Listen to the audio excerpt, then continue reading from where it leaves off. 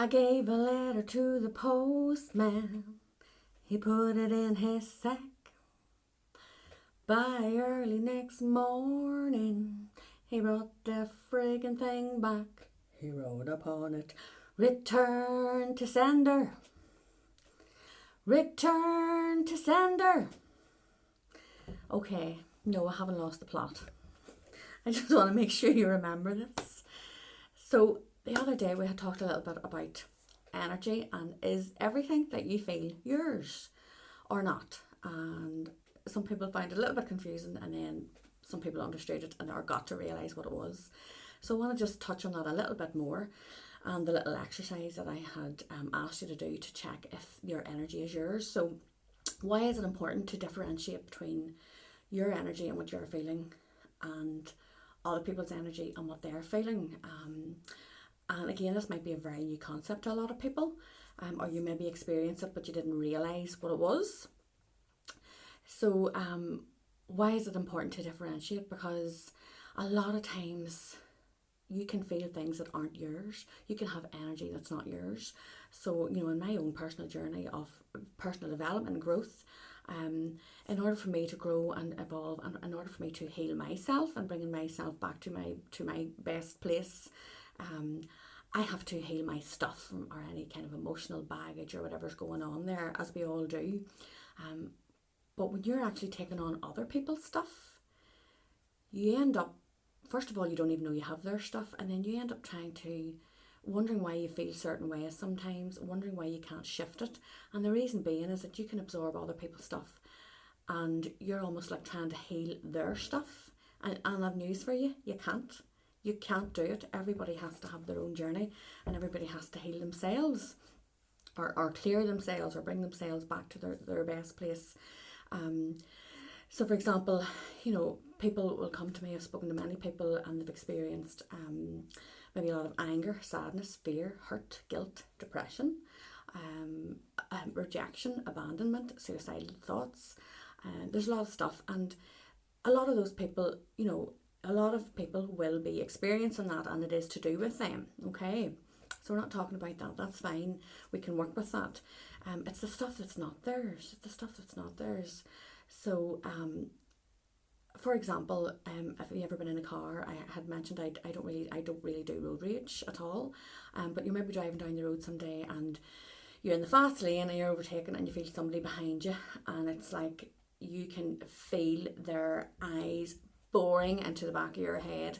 You can almost feel them going, "Get out of my freaking road." And you can find yourself getting really stressed and really angry because you haven't moved over fast enough for them. So you're actually, although you're feeling that emotion, you're really taking on their emotion. You're actually feeling their energy so strong, get out of the road, that you're taking on their feeling. And that can put you in a bad mood very, very easily, or it can put you in a very stressful mood. And it's worse whenever, the emotions are more deep rooted and long lasting.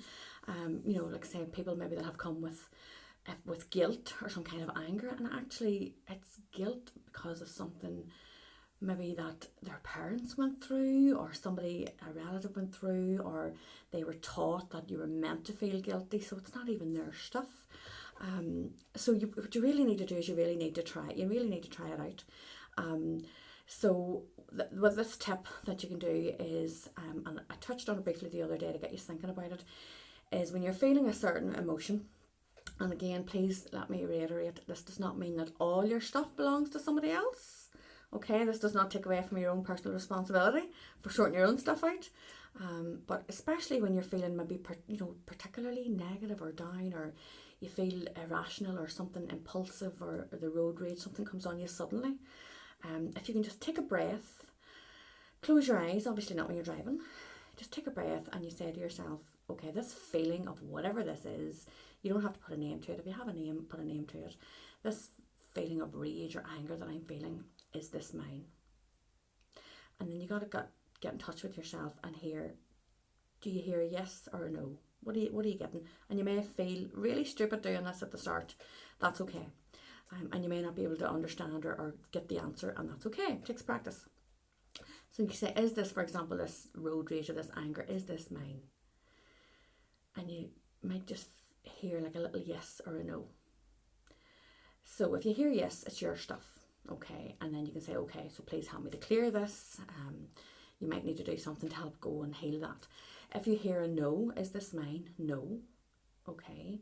You don't always have to know who it belongs to. Sometimes you get an image of a person in your face, or you'll know it's the car behind you that's ramming up into you.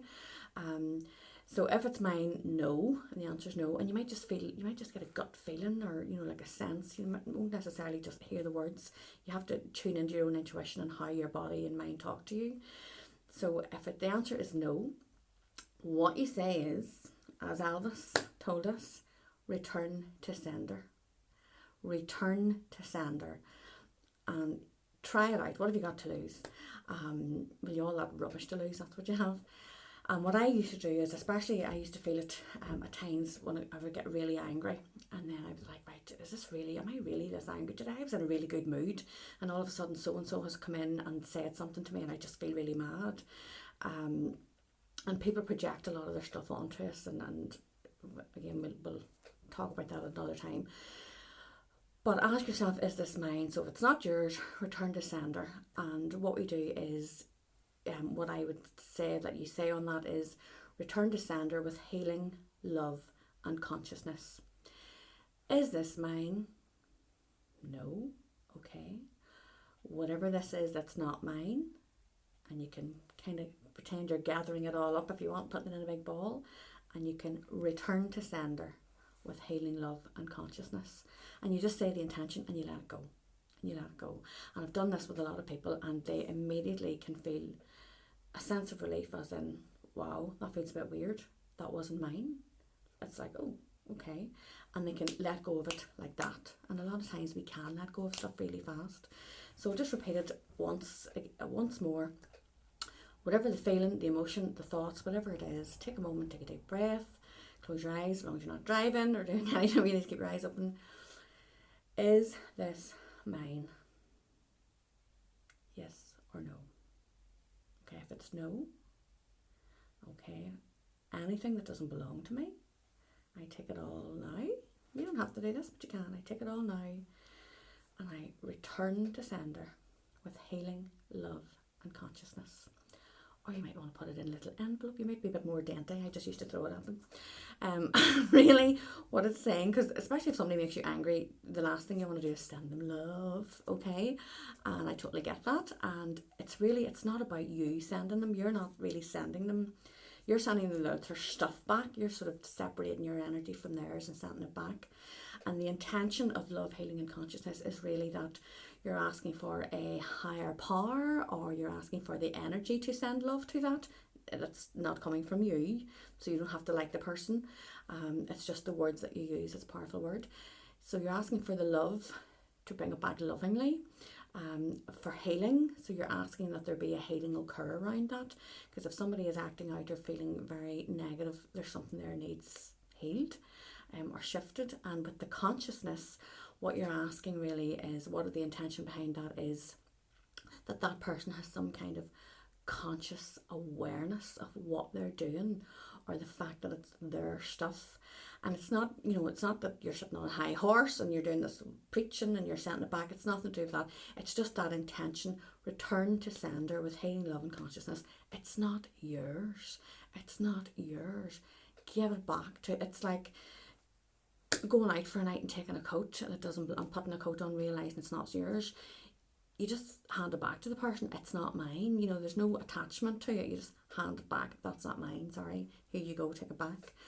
So is this mine? If it's no, gather up whatever's not yours, and I return to sender with healing, love and consciousness, and just let it go. Just detach. But just try that out and see how you find it. It's worth trying out. And just remember, return to sender. Just think Elvis, return to sender. And if you want to sing along and send it back with joy, all the better. So return to sender with healing, love and consciousness.